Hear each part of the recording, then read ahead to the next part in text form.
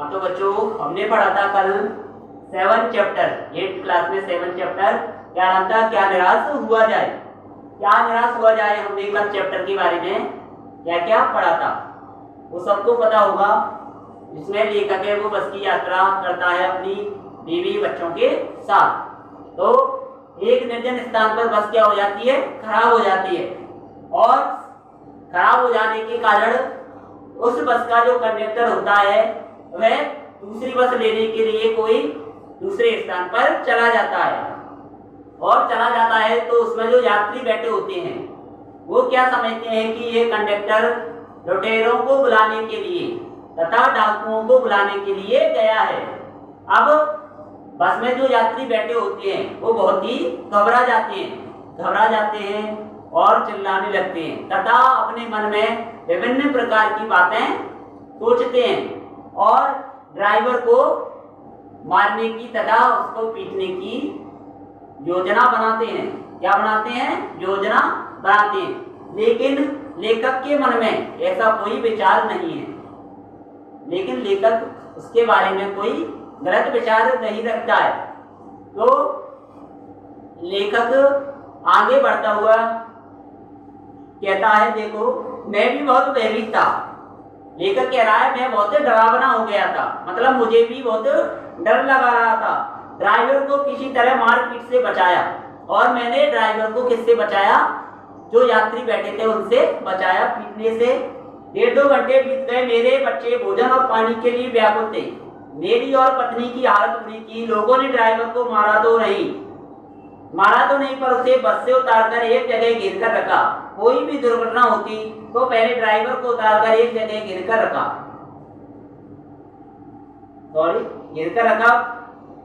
कोई भी दुर्घटना होती तो ड्राइवर को समाप्त कर देना उन्हें उचित जान पड़ा, और कोई भी दुर्घटना उनके साथ होती तो वह किसको जिम्मेदार समझते? ड्राइवर को। और इस कारण वह ड्राइवर को खत्म करना ही उचित समझते थे। मेरे गिड़गिड़ाने का कोई विशेष असर नहीं पड़ा। इसी समय क्या देखता हूँ कि एक खाली बस चली आ रही है, और थोड़ी देर बाद मैं क्या देखता हूँ, सामने से क्या आ रही है? खाली बस चली आ रही है। और वो खाली बस कौन लेके आ रहा है? जो इस बस का कंडक्टर था वो खाली बस को चलाकर ला रहा है। एक खाली बस चली आ रही है और उस पर हमारा कंडक्टर भी बैठा हुआ है। उसने आते ही कहा, अड्डे से नई बस लाया हूँ, बस इस बस में बैठिए, यह बस चलाने लायक नहीं है। फिर मेरे पास एक लोटे में पानी और थोड़ा दूध लेकर आया और बोला, पंडित जी बच्चों का रोना मुझसे देखा नहीं गया। और जो कंडक्टर था लेखक के या पंडित जी के बच्चों के लिए पानी और दूध लेकर आया और कह रहा था कि आपके बच्चों का रोना मुझसे देखा नहीं गया। क्यों नहीं देखा गया? क्योंकि वह एक दयालु आपका व्यक्ति था। कौन था? कंडक्टर। अब थोड़ा लेता आया। यात्रियों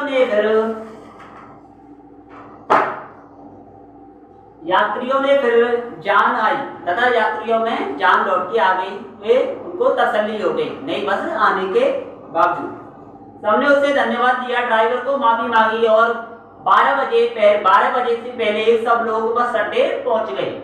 और यात्रियों ने सभी ने ड्राइवर और कंडक्टर से माफी मांगी, और 12 बजे से पहले बस कहाँ पहुंच गई? बस अड्डे पर पहुंच गई।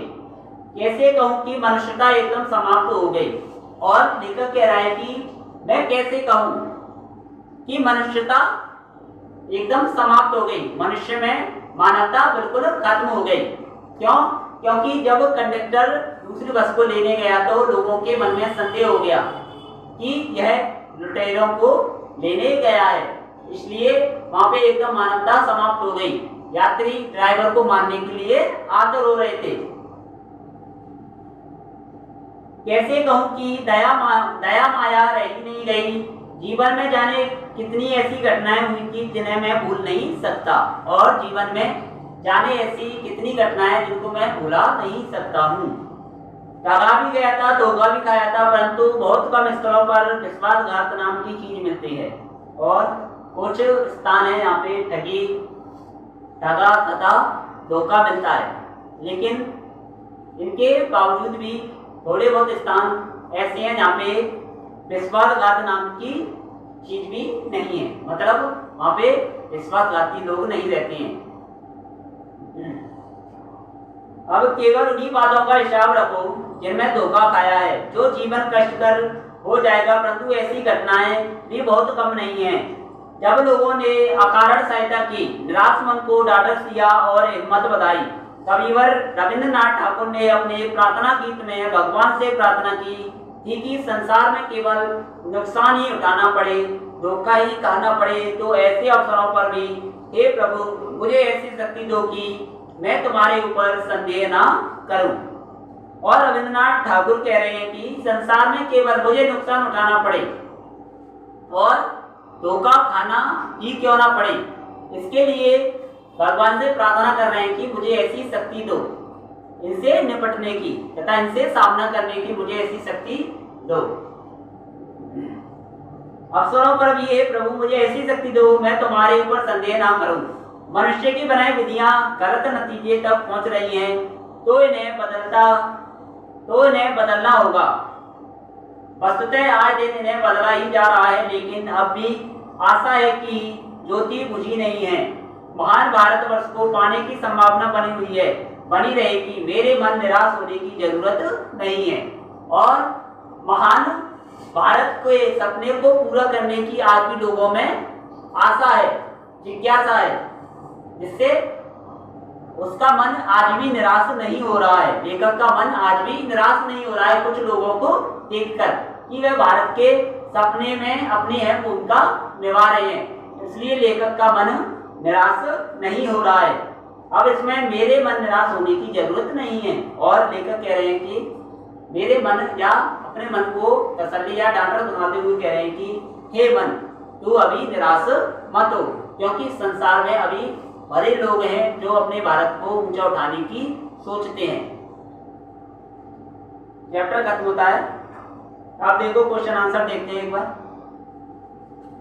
लेखक ने स्वीकार किया है कि लोगों ने उन्हें धोखा दिया है, फिर भी वह निराश नहीं है। आपके विचार से इस बात का क्या कारण हो सकता है? लेखक ने स्वीकार किया था कि लोगों ने उनको धोखा दिया है, लेकिन वह निराश इसलिए नहीं है क्योंकि इस संसार में अभी भी इंसानियत तथा मनुष्यता बची हुई है तथा अभी भी एक व्यक्ति दूसरे व्यक्ति की सहायता करने के लिए तत्पर रहता है। अभी मनुष्यता पूर्णतः समाप्त नहीं हुई है, इसलिए लेखक अभी निराश नहीं है, क्योंकि अभी जो लोग हैं भारत को साकार बनाने की सोच रखते हैं। समाचार पत्र, पत्रिकाओं और टेलीविजन पर आपने ऐसी घटनाएं देखी सुनी होंगी जिनमें लोगों ने बिना किसी लालच के दूसरों की सहायता की हो या ईमानदारी से काम किया हो। ऐसे समाचार तथा लेख एकत्रित करें और कम से कम 2 घटनाओं पर अपनी टिप्पणी लिखिए। अब ये आपको टिप्पणी खुद इस बुक में से निकाल के लिखनी है। टिप्पणी मतलब बहुत बड़ा क्वेश्चन हो जाएगा, ये आपको खुद करना है। अगर नहीं आता है तो फिर मैं बाद में करा दूंगा आपके लिए। तीसरा क्वेश्चन है, लेखक ने अपने जीवन की 2 घटनाओं में रेलवे के टिकट बाबू और बस कंडक्टर की अच्छाई और ईमानदारी की बात बताई।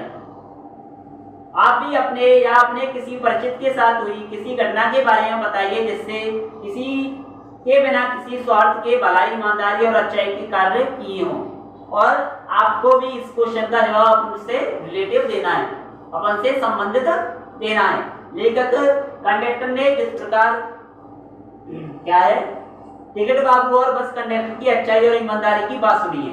टिकट कंडक्टर था और रेलवे का टिकट बाबू था, उसने भी ईमानदारी और भलाई का काम किया और कंडक्टर ने भी। ऐसे ही आपके जीवन में ऐसे जो व्यक्ति हैं उनके बारे में आप सोच समझकर बताइए। आपको बताने हैं इस 2 क्वेश्चन के आंसर। ठीक है, धन्यवाद। इसी के साथ आपके चैप्टर की समाप्ति करते हैं। और कुछ समझ में नहीं आता है तो कमेंट बॉक्स में जरूर लिखें। और आपकी जो कल क्लास चालू होगी 8 चैप्टर की, यह सबसे कठिन समय नहीं है। इसी के साथ समाप्त करते हैं आपकी आज की क्लास। धन्यवाद।